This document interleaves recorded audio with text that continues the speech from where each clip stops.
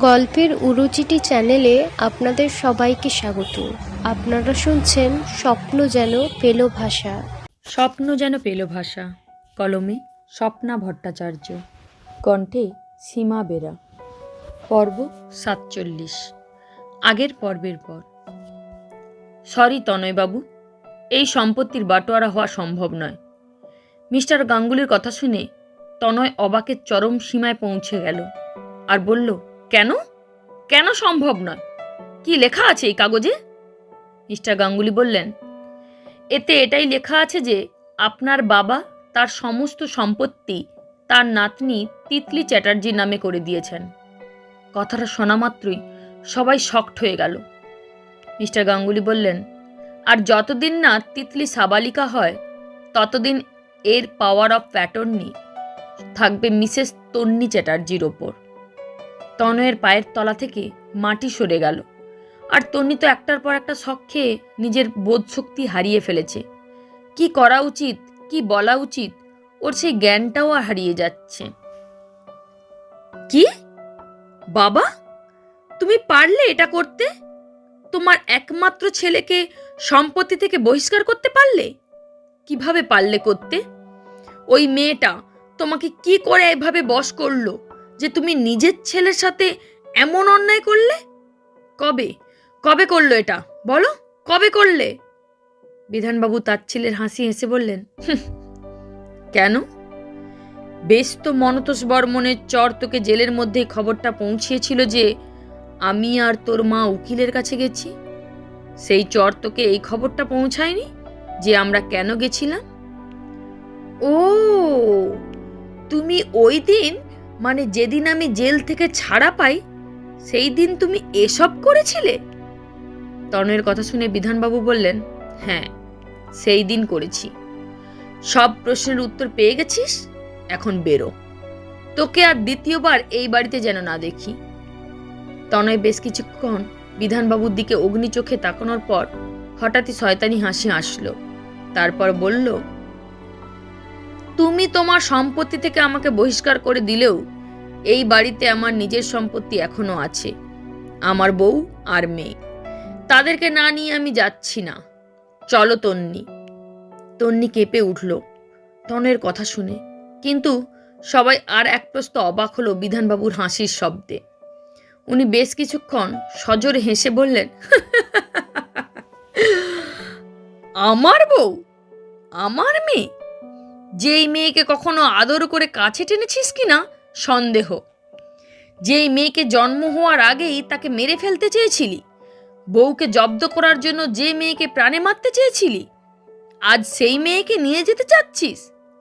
যে বউয়ের ওপর বিয়ের পরের দিন থেকে অত্যাচার করে যাচ্ছিস, টাকার জন্য যেই বউয়ের সম্মান নিয়ে খেলেছিস, সমাজের সামনে তার গায়ে কাদা ছিটিয়েছিস, সেই বউকে নিজের সম্পত্তি বলে নিয়ে যেতে এসেছিস? কেন? ওদের কাছ থেকে সম্পত্তি নিজের নামে লিখিয়ে নিবি বলে? সবাই সম্মানের সাথে বিধানবাবুর দিকে তাকিয়ে রইল, এমনকি তনয়ের উকিল পর্যন্ত। আর তন্নি মাথা নিচু করে কেঁদে চলল। কিন্তু তনয় বিন্দুমাত্র না দমে বলল, সে তুমি যতই বড় বড় ডায়লগ মেরে হিরো সাজো না কেন, ওদের না নিয়ে আমি এখান থেকে নড়ছি না। তোমার থেকে আমার অধিকার ওদের ওপর বেশি। তাই হয় আমি এই বাড়িতে থাকবো, আর না হয় ওদেরকে নিয়েই যাব। বিধানবাবু তাচ্ছিলের হাসি এসে বললেন, আমি জানতাম তুই এমন কিছুই করবি, তাই এর ব্যবস্থাও আমি আগে থেকেই করে রেখেছিলাম। এই কথা বলে বিধানবাবু মিস্টার সাহার দিকে তাকাতে মিস্টার সাহা ঘাড় নেড়ে নিজের ব্যাগ থেকে একটা কাগজ বের করলেন। ভ্রু কুচকে বলল, এটা আবার কি? বিধানবাবু বললেন, এটা তোমার অধিকার নামক অত্যাচার থেকে আমার মেয়ে আর নাতনিকে মুক্তি দেওয়ার আইনি উপায়, ডিভোর্স পেপার। উপস্থিত সবাই সচকিতে বিধানবাবুর দিকে তাকালো। কেউ ভাবতেও পারেনি বিধানবাবু এমন কিছু করবেন। তন্নি আর নিজেকে সামলাতে না পেরে ধপ করে মেঝেতে বসে পড়ল। মোহিনী দেবী আর কলি দুদিক থেকে ওকে আঁকড়ে ধরল। তারা দেখল তন্নির হাত পা কাঁপছে। একসাথে এত কিছুর জন্য একদমই প্রস্তুত ছিল না। ওরা তন্নিকে শান্ত করার চেষ্টা করল। বিধানবাবু ডিভোর্স পেপার আর কলম নিয়ে তন্নির কাছে গিয়ে বসলেন। বৌমা, আমি তোমাকে বৌমা সম্বোধন করলেও সব সময় তোমাকে মেয়ে মেনেছি। তোমাকে ওই অপদার্থটার সাথে বিয়ে করিয়ে এই বাড়িতে এনেছিলাম। ভেবেছিলাম আমার একটা মেয়ে হলো, যার হাসিতে এই বাড়ির প্রতিটা কোণায় প্রতিধ্বনিত হবে। কিন্তু তখন বুঝতে পারিনি সেই হাসি খুশি মেয়েটার মুখের হাসি আমি চিরদিনের জন্য কেড়ে নিচ্ছি। তাই আমি নিজের কাছে নিজে খুব ছোট হয়ে গেছি মা। তন্নি এতক্ষণে মুখ তুলে তাকালো। তার চোখ থেকে আবার অশ্রুধারা বইতে শুরু করলো। বিধানবাবু আবার বললেন, আমি আমার পাপের প্রায়শ্চিত্ত করতে চাই রে মা।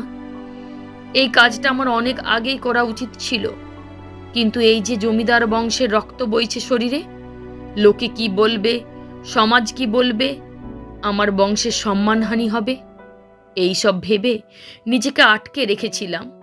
কিন্তু আর না রে মা, আর না। এই বৈবাহিক বন্ধনের শিকলে বাঁধা হয়ে অনেক সহ্য করেছিস তুই, আর না। আজ আমি তোর এই শেকল খুলে দিচ্ছি, মুক্তি দিচ্ছি তোকে। এই বলে কলমটা তন্নির হাতে ধরিয়ে দিয়ে পেপারটা তন্নির সামনে ধরে বললেন, নে সাইন কর। তন্নি এবার মুখ খুলল আর কাঁপা কাঁপায় গলায় বলল, এই বাঁধন, এই বাঁধন থেকে মুক্তি পেতে গেলে তো আমি আমার বাবা মাকেও হারিয়ে ফেলব। আমি চাই না বাবা, আপনাদের হারাতে আমি চাই না। বিধানবাবু বললেন, কে বলেছে রে মা তুই আমাদেরকে হারিয়ে ফেলবি? আচ্ছা একটা কথা বল, যখন একটা বিয়ে হয় তখন কি শুধু পাত্রপাত্রীর মধ্যেই নতুন সম্পর্ক গড়ে ওঠে? দুই পরিবারের মধ্যেও সম্পর্ক গড়ে ওঠে না? একটা মেয়ে যখন বিয়ে করে শ্বশুর বাড়ি আসে তখন তার স্বামীর সব আপনজন নিজের হয়ে যায়। স্বামীর বাবা তার নিজের বাবা হয়ে যায়, স্বামীর মা নিজের মা, তাই তো? তাহলে ডিভোর্স তোর আর তনয়ের মধ্যে হবে, আমাদের সঙ্গে সম্পর্ক কেন শেষ হবে? আমরা তোর বাবা মাই থাকবো রে মা। মোহিনী দেবী এবার বললেন, হ্যাঁ রে মা, তুই আমাদের মেয়েই থাকবি, আমরা তোর পাশেই থাকবো। তন্নি এবার অনেকটা হালকা হলো। আর ভয়টা তনয়কে ডিভোর্স দেওয়া নিয়ে ছিল না, ওর ভয় ছিল এই মানুষগুলো যারা ওকে নিজের বাবা মায়ের থেকেও বেশি ভালোবাসা দিয়েছে তাদেরকে হারাবার। এই মানুষগুলোকে কখনোই হারাতে চায় না ও। তাই মোহিনী দেবীর কথা শুনে তাকে জড়িয়ে ধরল তন্নি। মোহিনী দেবী বললেন, ব্যাস ব্যাস, নে সাইন কর এবার। এই বলে মোহিনী দেবী তন্নির হাত থেকে নিচে পড়ে যাওয়া কলমটা কুড়িয়ে তন্নির হাতে ধরিয়ে দিল, আর তন্নি কাঁপা কাঁপা হাতে সাইন করে দিল। চলবে। পর্ব যদি ভালো লেগে থাকে চ্যানেলটিকে অবশ্যই সাবস্ক্রাইব করবেন। নমস্কার।